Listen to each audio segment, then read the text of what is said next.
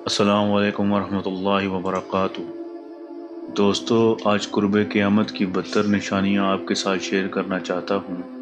حضرت حذیفہ رضی اللہ تعالیٰ عنہ سے روایت ہے کہ حضور صلی اللہ علیہ وآلہ وسلم نے فرمایا، بدتر چیزیں قرب قیامت کی علامت ہیں۔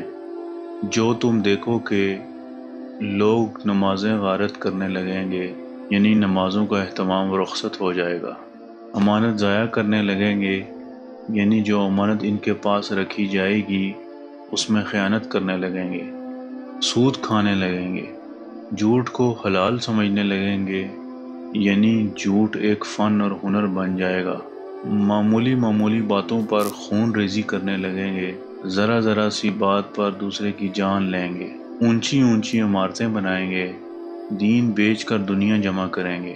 قطع رحمی یعنی رشتہ داروں سے بدسلوکی ہوگی، انصاف نایاب ہو جائے گا، جھوٹ سچ بن جائے گا، لباس ریشم کا پہنا جائے گا، ظلم عام ہو جائے گا، طاقتوں کی کثرت ہوگی، طلاقوں کی کثرت ہوگی، ناگہانی موت عام ہو جائے گی، یعنی ایسی موت جس کا پہلے سے پتہ نہیں ہوگا۔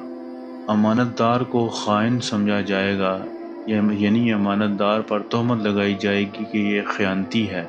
جھوٹے انسان کو سچا سمجھا جائے گا، سچے انسان کو جھوٹا سمجھا جائے گا۔ تہمت درازی عام ہوگی، یعنی دوسرے لوگ دوسروں پر جھوٹی تہمتیں لگائیں گے۔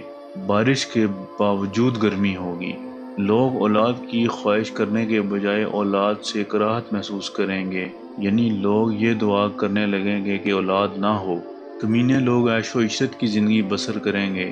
شریفوں کا ناک میں دم ہو جائے گا، یعنی شریف لوگ شرافت لے کر بیٹھیں گے تو دنیا سے کٹ جائیں گے۔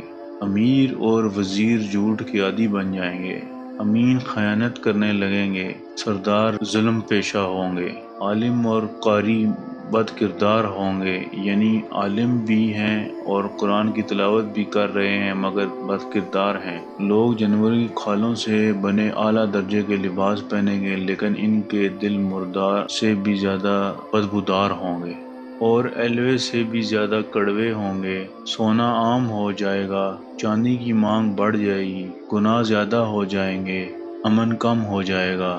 تو دوستو، یہ ساری علامات قرب قیامت کی نشانیاں ہیں۔ اللہ تعالی ہم سب کو ان سے محفوظ رکھے، آمین ثم آمین۔ جزاک اللہ۔